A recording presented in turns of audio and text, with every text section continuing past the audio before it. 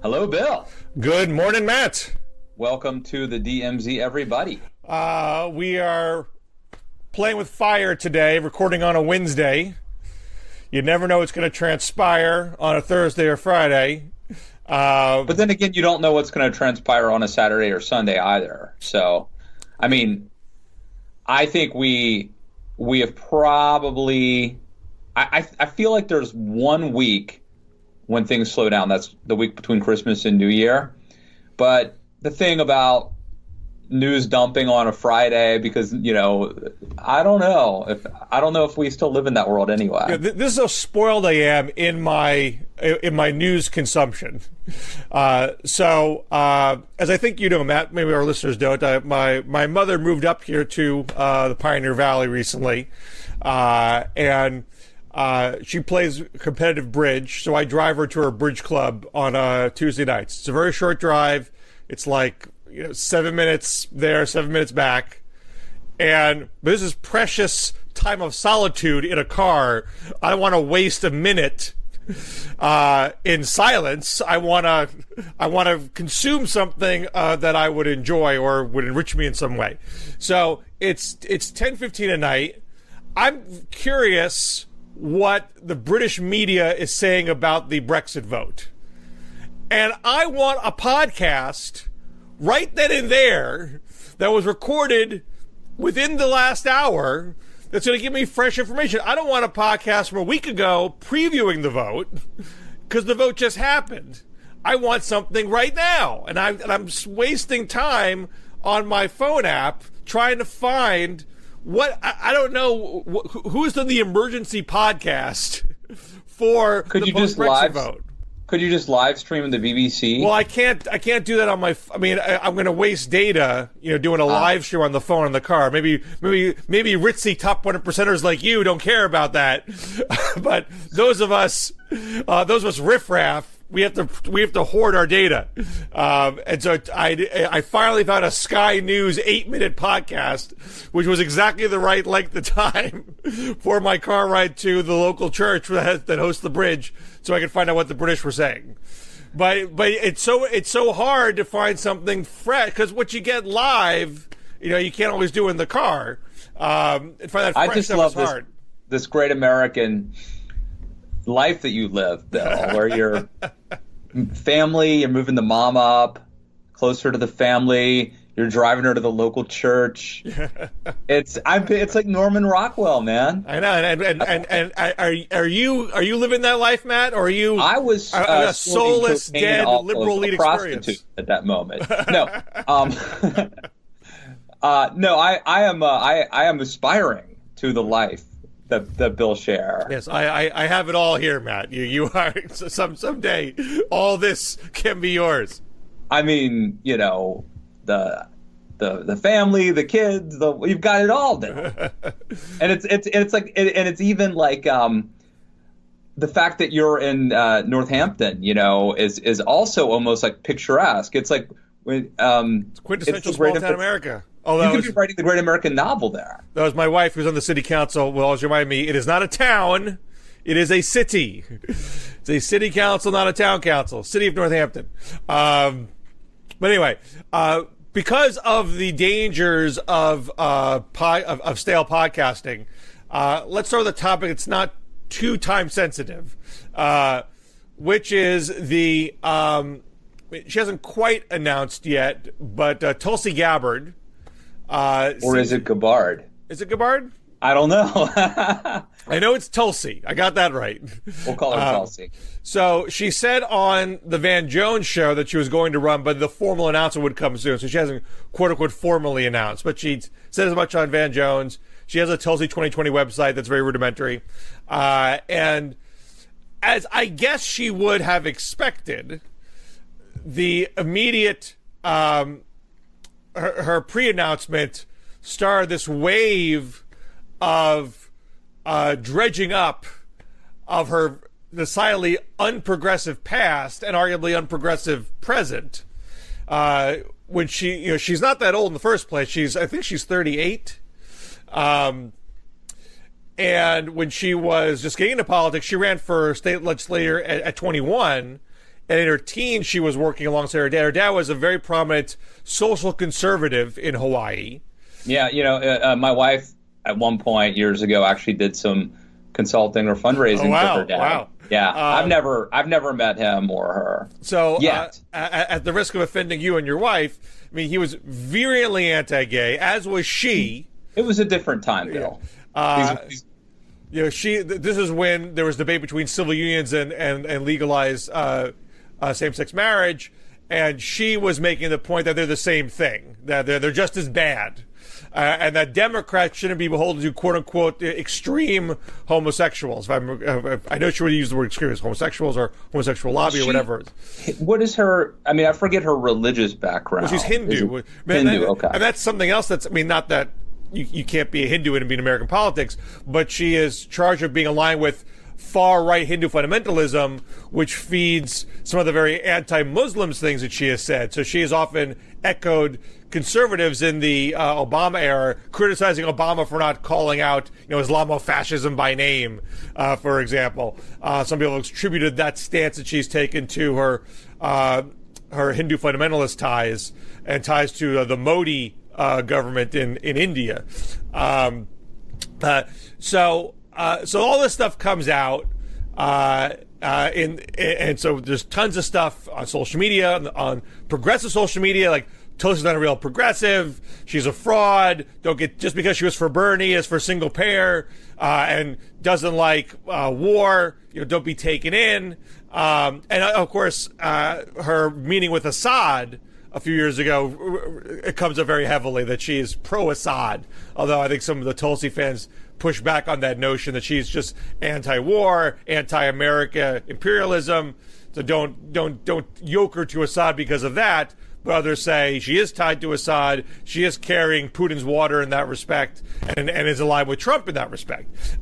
So with that swirling around, Glenn Greenwald, who is very much he's someone who has been pushing back against others on the left, saying, don't be a Russia-phobe, don't buy into this hysteria about Russia and Trump just because it's Trump, don't be a partisan. You should be ideologically consistent and say this is all American military-industrial complex imperialist nonsense and you should reject it. He goes on Tucker Carlson show, and I know you're a Tucker Carlson fan, but also you're not a Tulsi Gabbard fan. You're not a Glenn Greenwald fan. All right, well, let me just stop for a second. I will say with Tulsi, I would separate I would separate my political consultant hat, or let's say like my campaign advisor hat, like what I would advise, or an analysis hat versus my ideological hat, right? So like, I actually think Tulsi is a super interesting and compelling candidate. I think she has some sort of charisma, and her ideas are obviously not boilerplate, right? They're not boring. I mean, she's an interesting, compelling figure. It's like when Time Magazine said Rand Paul is the most interesting politician in America.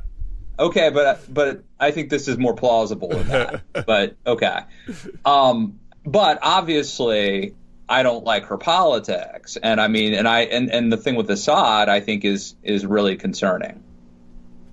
Right. So the gay stuff is different because she has essentially recanted that, right?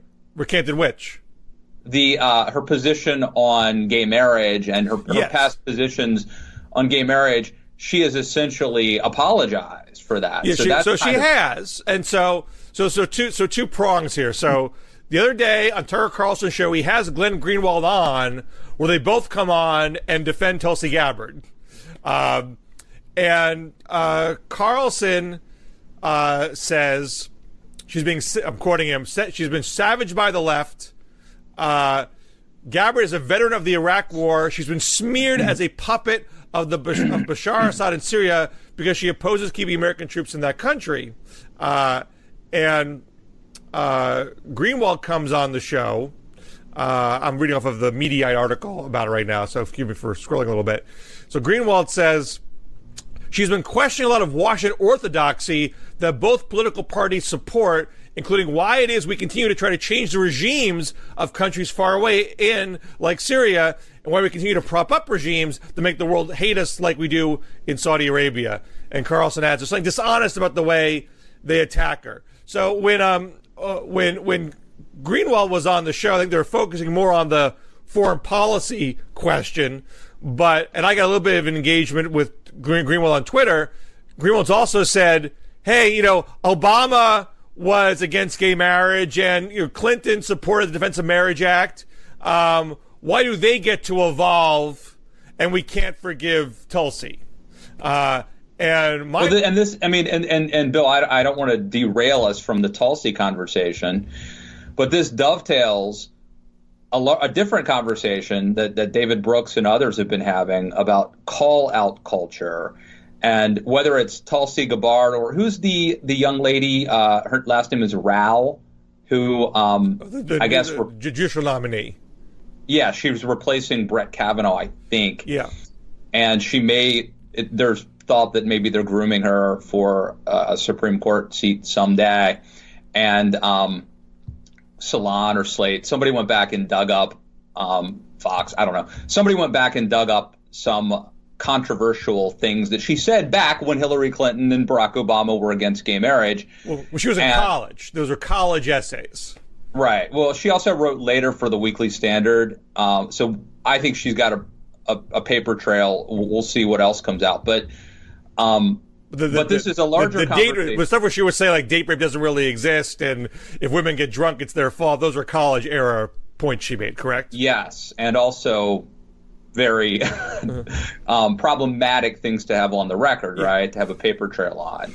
But I think this is I don't want to derail the Tulsi conversation because I think that's a totally a good one to have. But this is part of a larger question too about, do we judge people by today's, things they wrote in the past, by today's standards? I mean, this is happening all the time. Well, it's happening to Tulsi right now. Well, anybody can change their views over time. And just because you said something 20 years ago doesn't mean you hold to it today. You had to tell somebody recently that Matt Lewis of 2019 isn't the same as Matt Lewis of 2011. That I did. That was a little Twitter exchange I had with some of your friends, some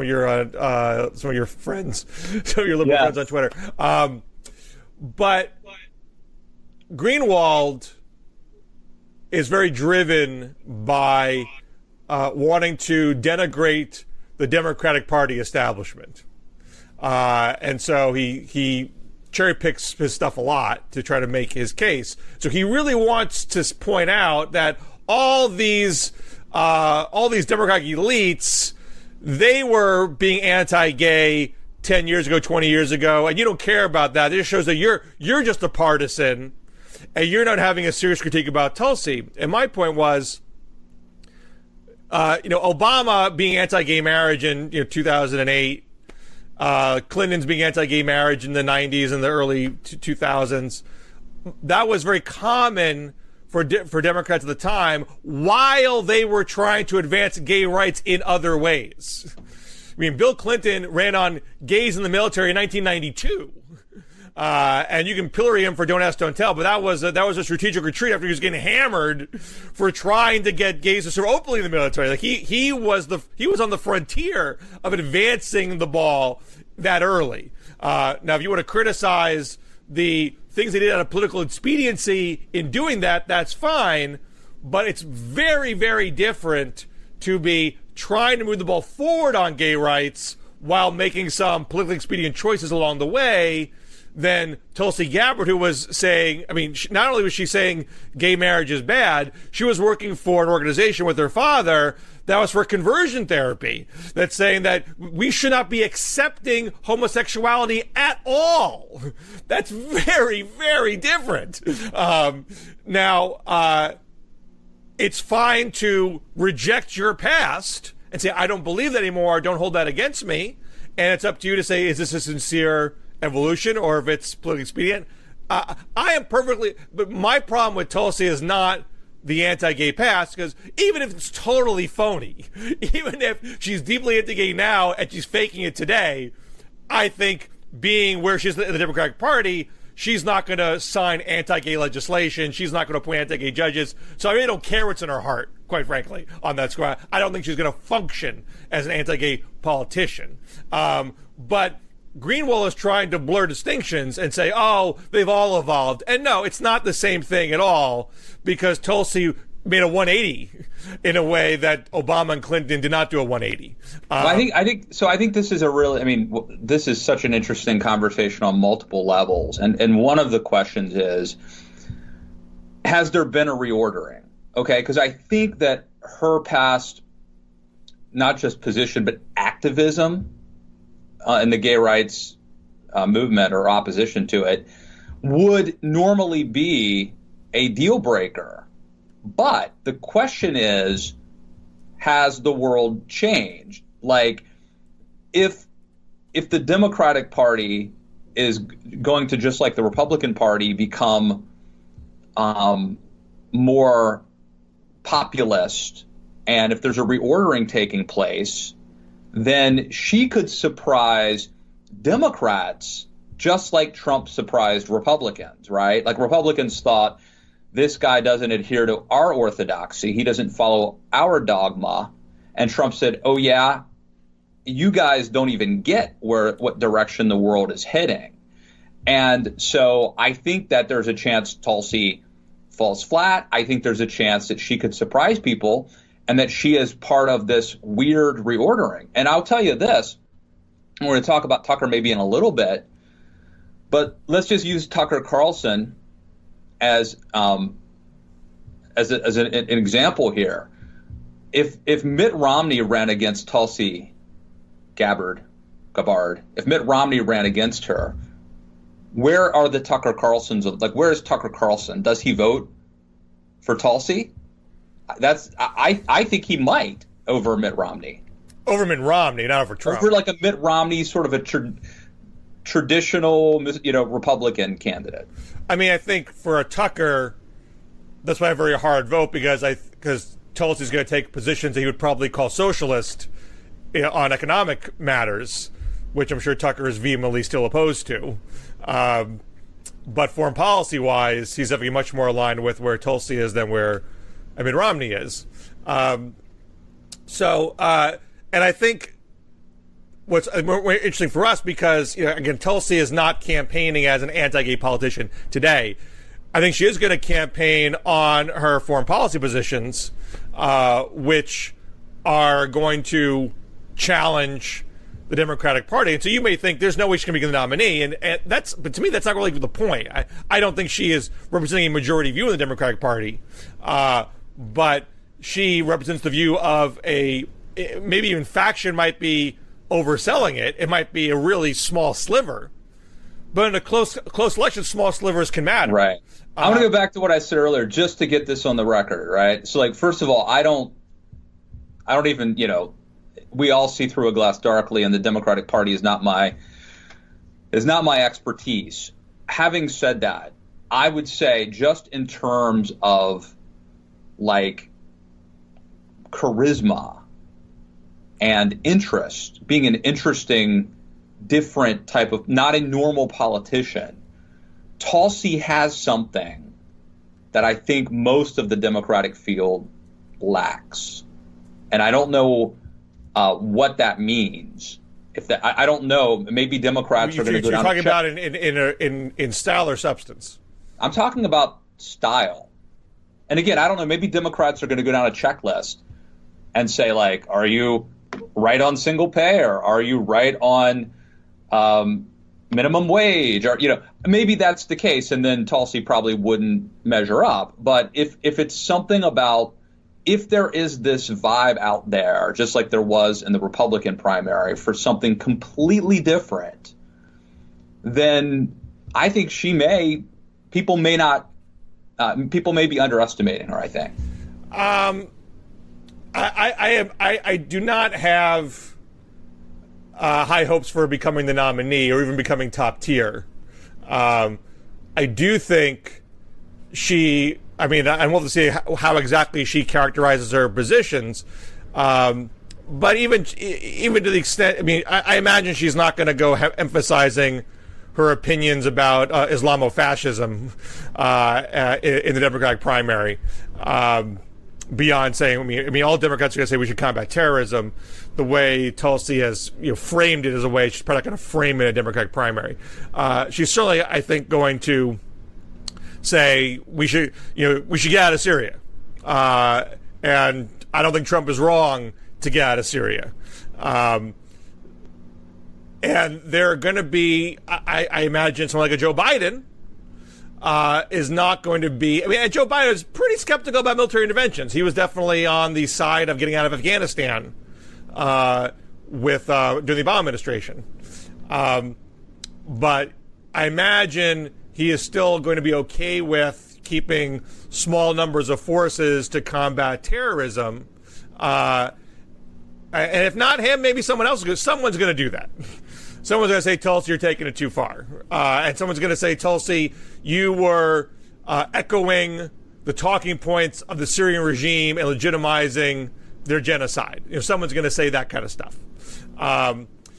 And there will be some Democrats or some people who are not registered Democrats who are independent, left-leaning independents who get to vote in the primaries or can vote in the general election who are going to say, I agree with Tulsi.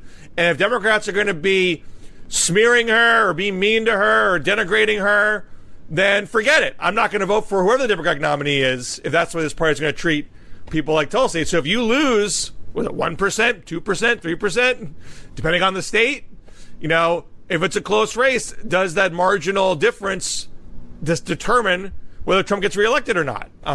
That to me is the bigger issue with Tulsi. Not she can whether she can win or not. I mean, look, if she does as well as you think, then we'll have a whole different conversation.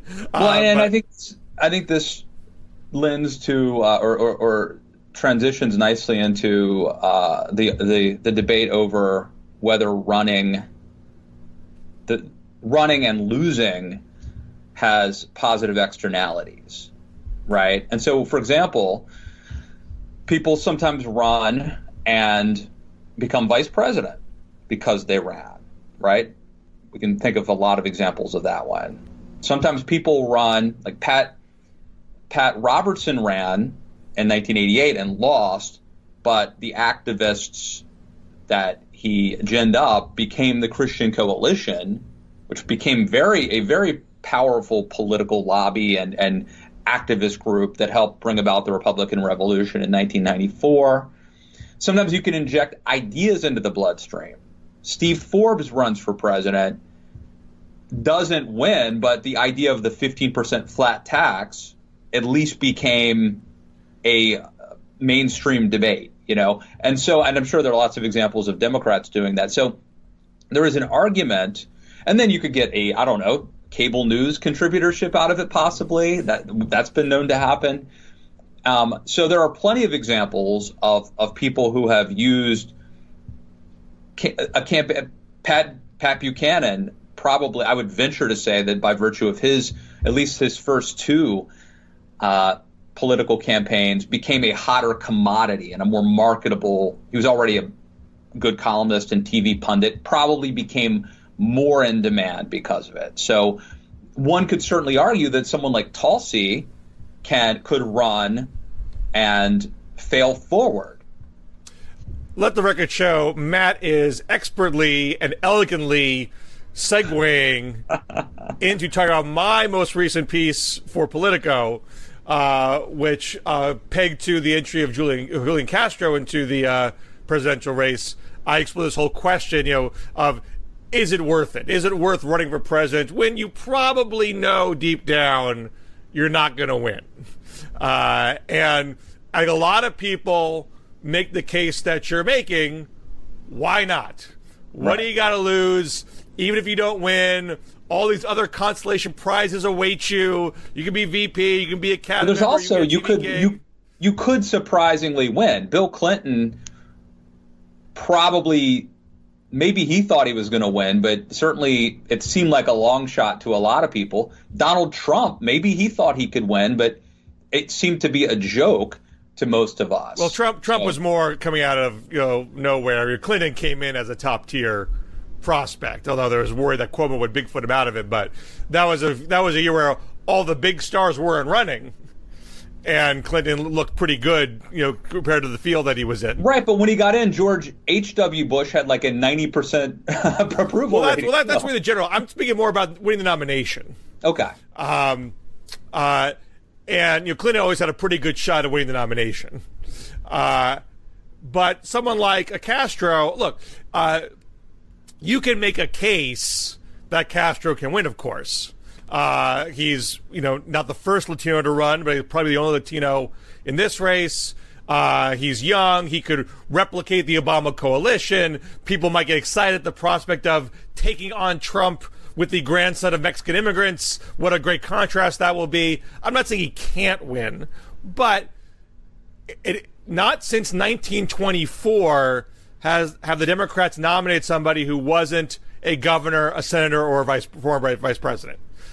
He's got a very thin resume, and against people who have better resumes.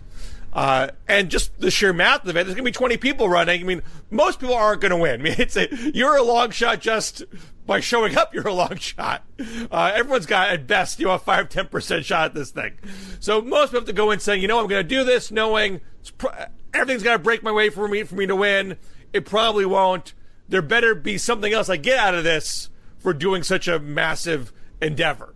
And if you're thinking, well, if I do this, then something good's going to come out of it, VP, cabinet, TV show, whatever, you should think about that. Because, yes, some people come out ahead, but some people destroy their political careers forever. Martin O'Malley did not come out ahead. Carly Fiorina did not come out ahead. I mean, Fiorina's going to publish a self-help book, in the spring. But what did she have to lose? I feel like Carly is not a cautionary tale. She probably just was like a lateral move for her. Carly was a top CEO and is now going to publish a self-help book. I think that is downward movement for Carly Fiorina. But not because she ran for president, because she got fired from Hewlett Packard, right? People get fired from CEO jobs and land other CEO jobs very readily. She had an embarrassing failure of her presidential campaign where all of her negatives were aired ad nauseum. She had one brief moment where she, said something nasty to Trump and she had 15 minutes. But beyond that, it was a disaster of a campaign for her. And so her political future, at minimum, her political future is non-existent. Yeah, she also ran, didn't she? She ran for Senate in California. Yeah, right. And lost that. She did not enhance her political standing. She is not stronger politically having run. She can't run for anything now because she failed on the big stage. Martin O'Malley had a pretty good shot of being senator of Maryland in 2016 after Mikulski retired.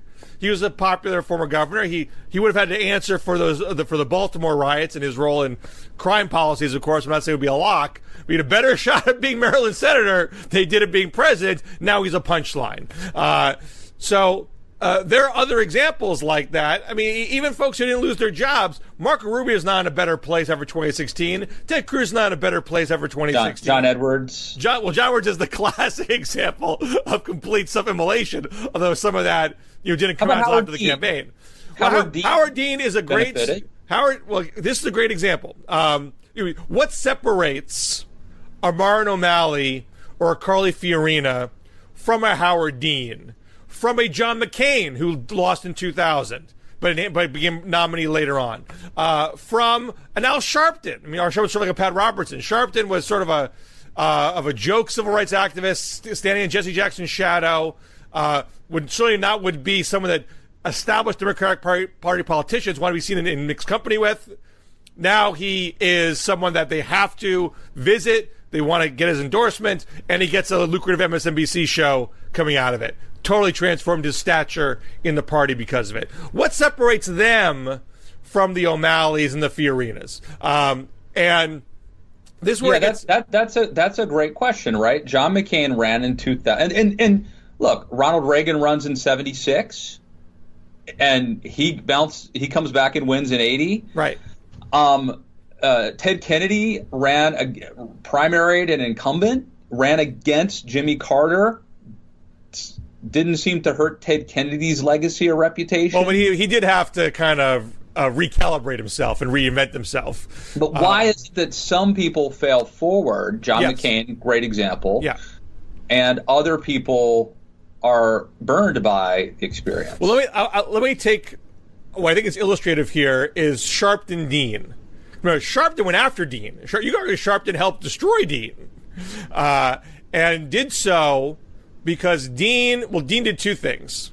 Well, Dean did one thing. He argued in 2004 that we should be campaigning in all 50 states as Democrats, and went as far as to say, I want to be the candidate for guys with Confederate flag decals on the back of their trucks because they need health insurance and their kids need good education too, which was a line that was popular when he first said it at the onset of his campaign, and then when he gave a truncated form of it later on when he was more of a front runner, got hammered, especially by Sharpton, and then Dean had to apologize for it, and it really killed a lot of momentum. And then after that episode, one of the last debates for Iowa, Sharpton totally skewers Dean for not having any people of color in his cabinet in Vermont. And Dean kind of weakly said, I'm from an all-white state. What am I going to do?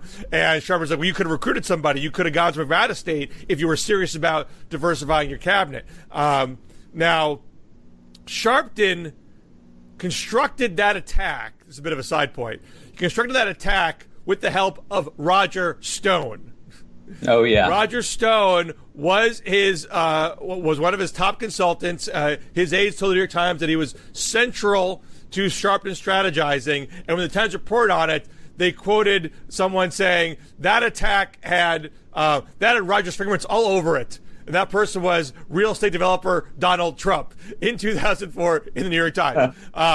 So Sharpton doing that, one, he did it very savvily. Sharpton had his facts right. He had Dean dead to rights. And he did it with style and panache. And he established himself as a voice of conscience in the Democratic Party on matters of race, and helped himself reestablish his reputation going forward. He stood for something. Dean also stood for something. He stood for Democrats competing everywhere and trying to get past culturally polarizing issues to get to the heart of the Democratic economic agenda. And even though he lost, he maintained that reputation, so when the DNC chair position opened up, he could say, I am the candidate for chair for a party strategy that competes in all 50 states. So he stood for something too. It was controversial. It got him in some trouble, but he came out ahead because of it. Same with John McCain, mind you. McCain was taking on issues that were anathema to the party establishment. He was taking on Pat Robinson. He was taking on Jerry Falwell. He took on Bush on taxes and campaign finance. And he forced Bush's hand on campaign finance after Bush won. And he opposed Bush on taxes. It sounds like you're saying, do your homework, have a real vision and a real message, not just self-promotion, but have some sort of agenda that you believe in that is a change agenda, and that can sustain you. Well, so is that? Well, I'd simplify it. Stand for something distinctive, something that you own, that no one else has, that will build you some base of support. So even if you lose, you will still have that going forward. Martin O'Malley had nothing distinctive about him. Carly Fiorina, she had a couple of good one-liners, but she didn't have anything about her agenda that was unique to the Democratic Party, to the Republican Party. She was saying, I have experience as a CEO. I'm a woman. I'm an outsider. That's not an idea. Right. That's not a policy. That's not a change. That's identity politics, right? Well, but it's not a substantive agenda, change agenda. Well, and nothing that she stands for that's special. Bobby Jindal, I mean, granted, has a problem because he was a terrible governor. But also when he ran for president, he had nothing special to say. and in fact meandered all around between Republicans of the stupid party and now we should sound more like Trump, and now he just rails behind a Wall Street Journal paywall all day, and no one thinks he was basically saying, well, number one, best resume out there. So if experience is a resume, he's solid. He's saying technocrat, I can tinker, no big vision, but I can get I can do these conservative policy tweaks. And he was saying identity politics, right? Son of immigrants, first Indian American president. But it's resume and bio. Yeah. And that's not distinctive enough to have a base of support that sustains you if you lose. I mean, that's an argument saying, nominate me now. I have a good set of identifiers to match up well in a general election. That doesn't do much good if you don't get to that general election. So so that's a big red warning sign for Castro, because he's running essentially on bio.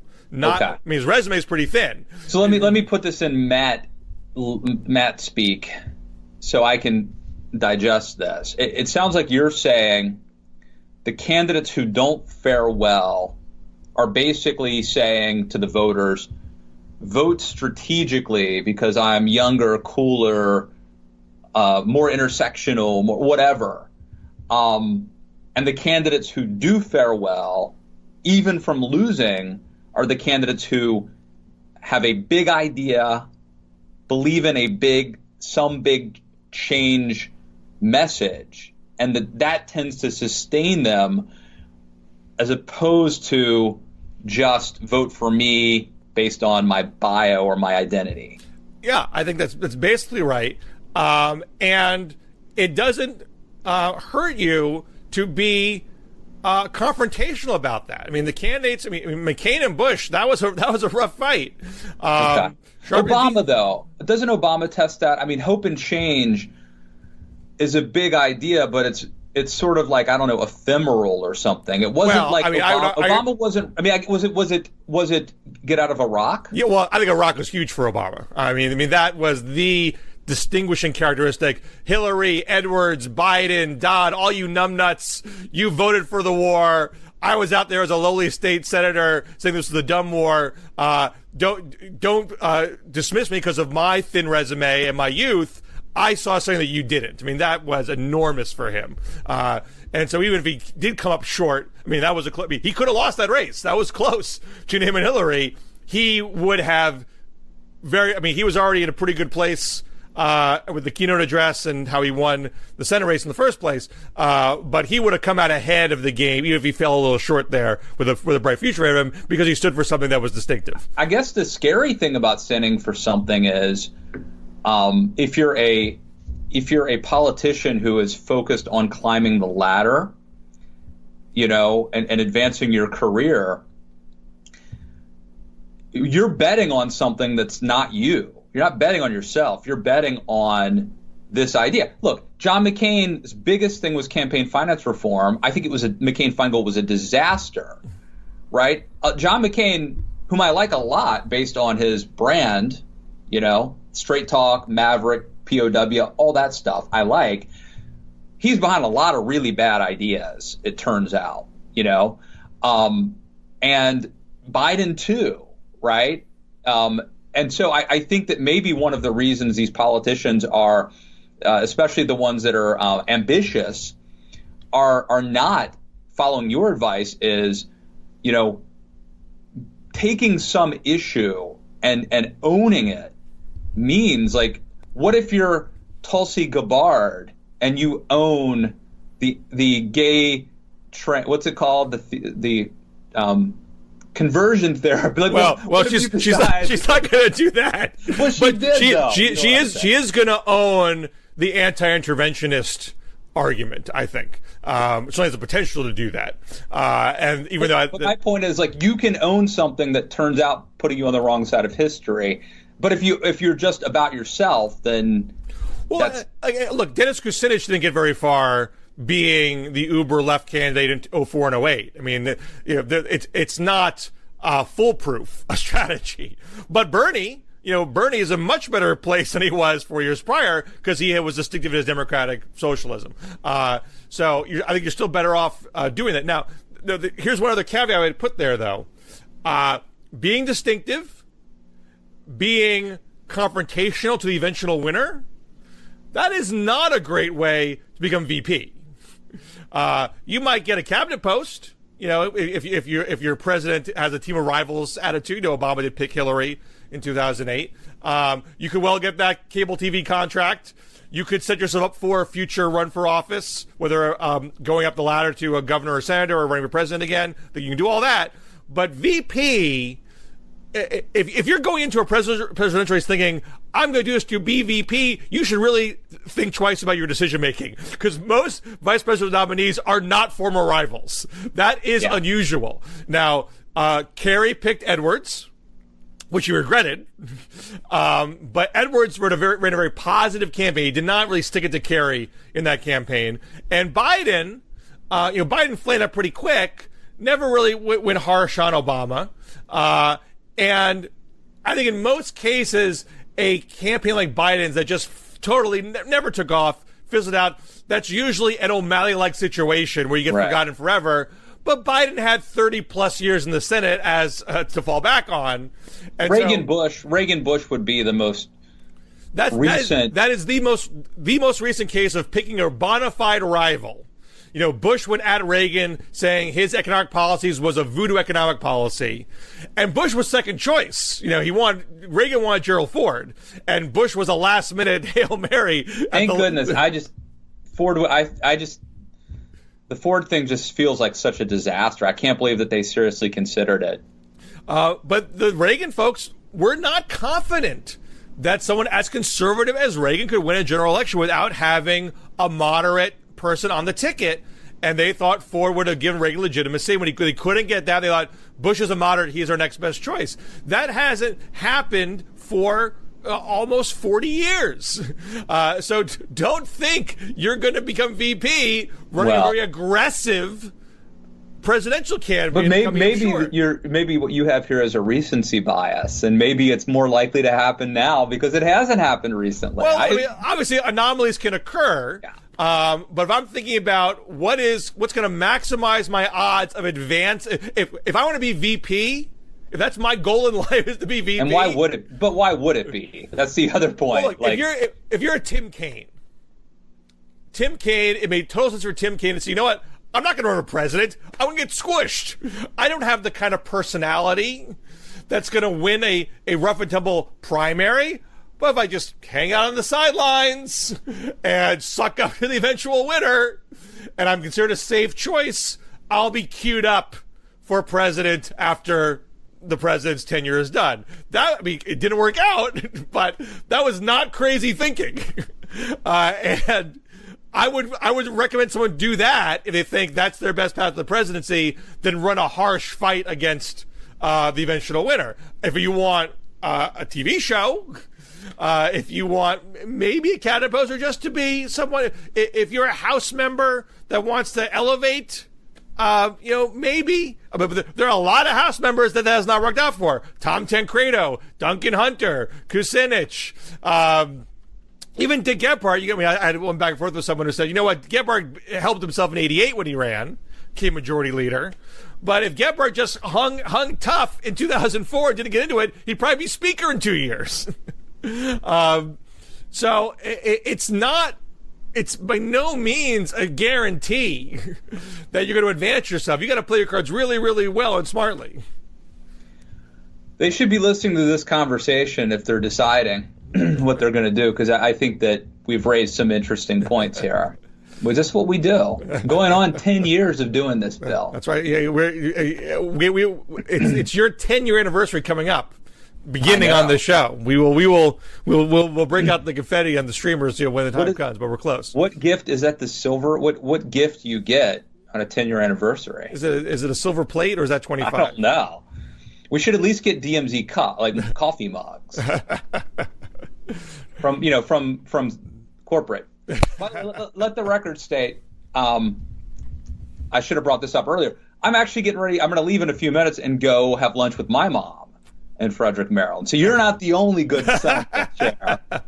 And that's John Delaney's district, right? It is now, but you know, the gerrymandering and all that. Another guy who is, I would argue, you know, seems like a decent enough guy, not running in a very distinctive way at this point. I mean, he's gonna be a Martin O'Malley unless he does something very unusual soon. You know, Maryland doesn't have a great record. We have, you know, of national, you know, there's Spiro Agnew. The guy now, Larry Hogan, is you know, I've told my story earlier years ago about how Larry Hogan's father ruined maybe the greatest moment of my life. But otherwise, solid governor. You know, you've got Stinney.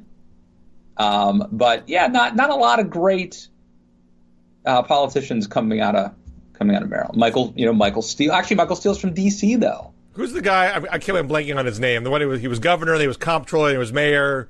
Very, very cantankerous, kind of Trump-like. I can't even think of the name. I know who you mean.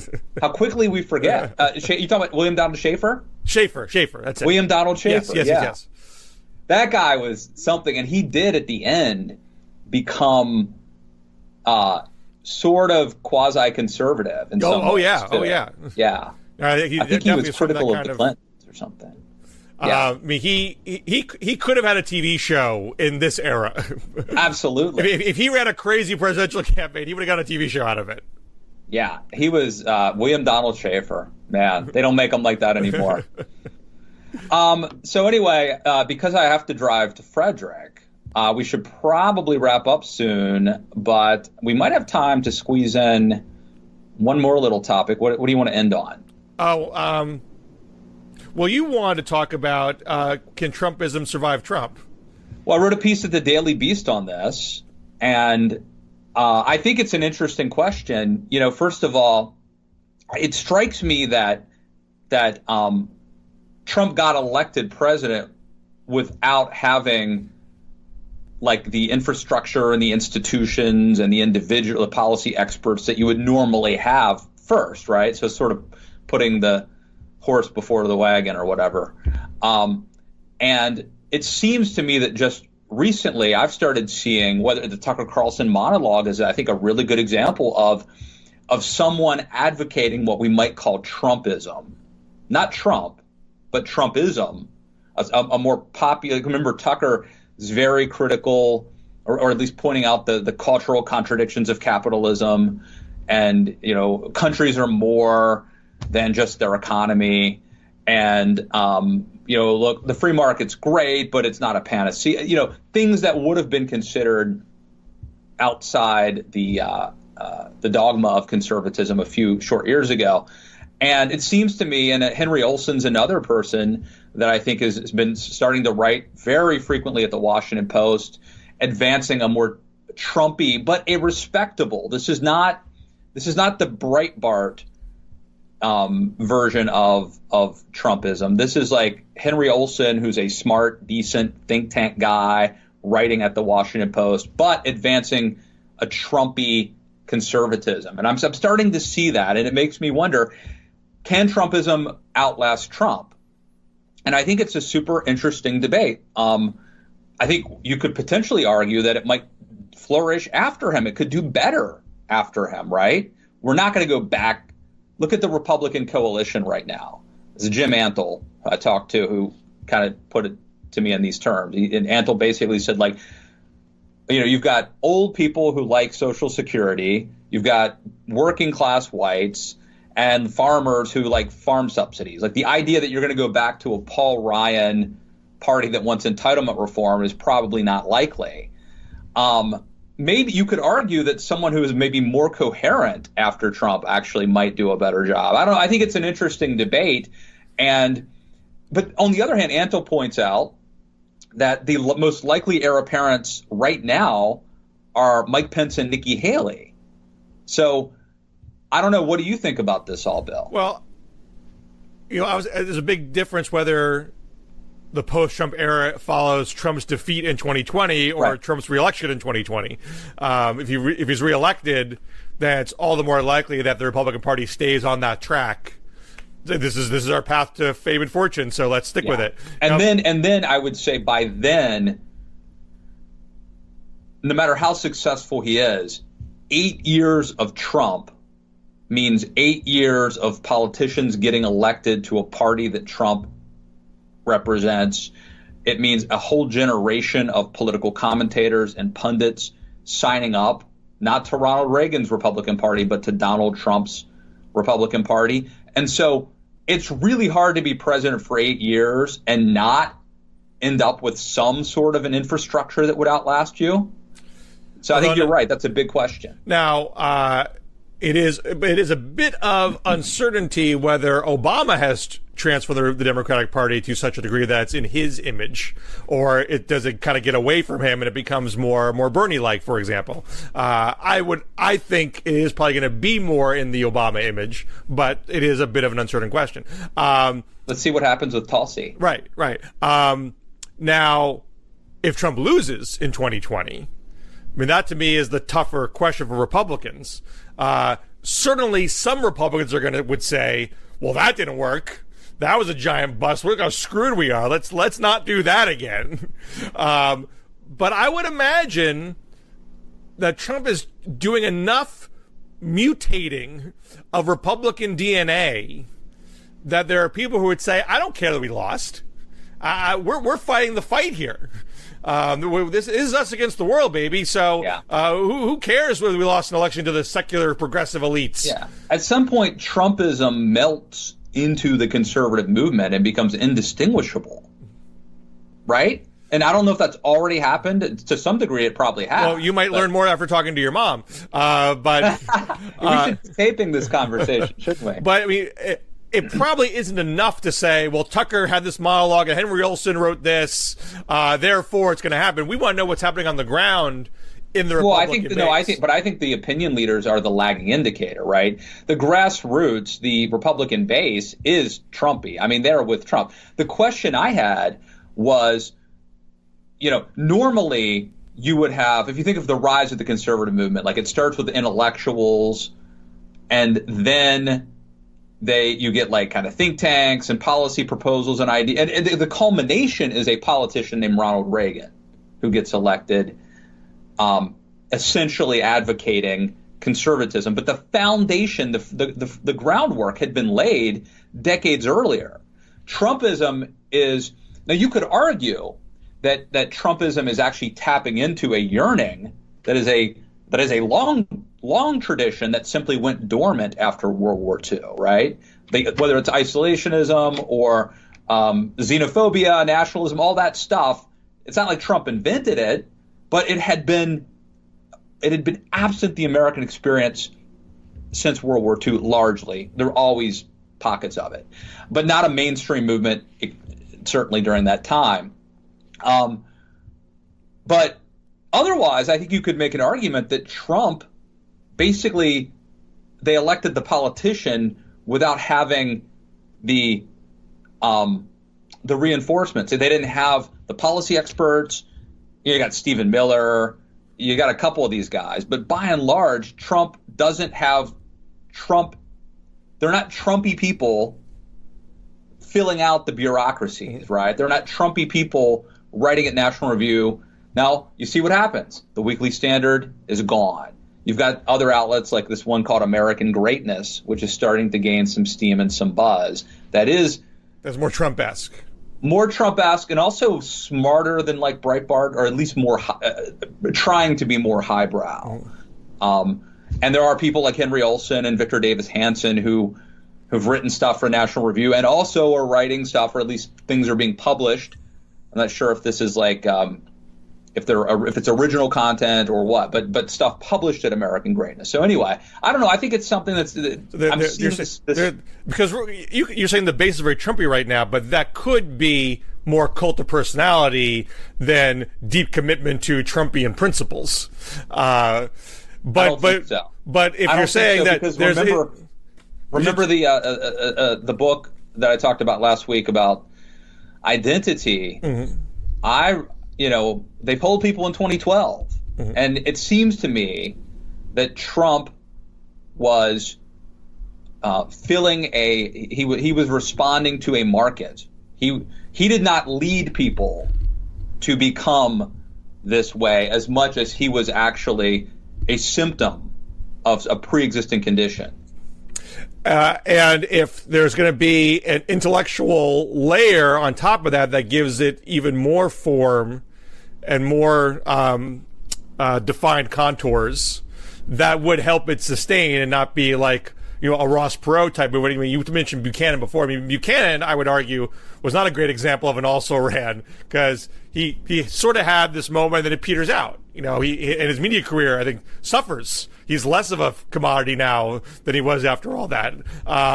And there's other things he did post-presidency which didn't help him.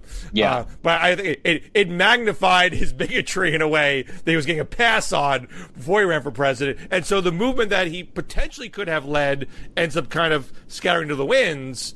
Now, post-Perot, post-Buchanan, Trump kind of consolidates all of those strands into something that has more three-dimensional shape. Well, I think it's possible what you could end up with is like a hybrid thing, right? Where Trump expands the Overton window and makes the party, and you end up with a Republican Party and a conservative movement that is more populist. They could get rid of the most egregious, unseemly elements of Trumpism, right? The overt racism, but keep the protective tariff, keep the idea of a wall, which I think in and of itself, if a wall is immoral, then a lot of we'll go back to our earlier conversation about Democrats who used to support things, right? Countries have a right to protect themselves. That's not an absurd thing to say, or to countries have a right to define their borders, and So anyway, I think it is possible that you could end up with a conservative movement and a Republican Party that has become more Trumpy, minus the most egregious sort of unseemly parts of Donald Trump himself. That's probably the most likely outcome, actually. You're going to be late to see your mom. We can't let that happen, my man. Any quick plugs? Yeah. I interviewed A.J. Jacobs. I think that's right. Anyway, the guy's only had 4 or 5 New York Times best-selling books, but he's the author of a book called Thanks 1,000, where he went and he thanked 1,000 people who were responsible for making his cup of coffee. And I had him on the podcast, and it's about gratitude and how gratitude brings us joy and happiness. But it's something you have to kind of force yourself to do, is to be grateful, to savor the moment, and to go out of your way to be thankful and to actually thank people. So check that out on Matt Lewis in the News, or on Stitcher and iTunes. All right. Till next week, sir. No, what are you going to plug? Oh, I don't have my political piece about presidential also-rans. I had a Real Clear Politics piece about the immigration debate and the shutdown, about how we're talking past each other and missing the real point about whether we want to encourage or discourage immigration. So that's a Real Clear Politics. And I think I mentioned last week I had my podcast with David Dayan about the new book Fat Cat, Steve Mnuchin's story. That's up. That's cool. That's up at New Books and Politics at thenewbooksnetwork.com. Those are my plugs. All right, check it out. Follow us here at DMZ Show on Twitter. Don't forget, you can listen to this audio podcast, or you can watch us if you wanted to at Blogging Heads TV. Bill, Scher, always a pleasure. Same here. Till next week. You got it.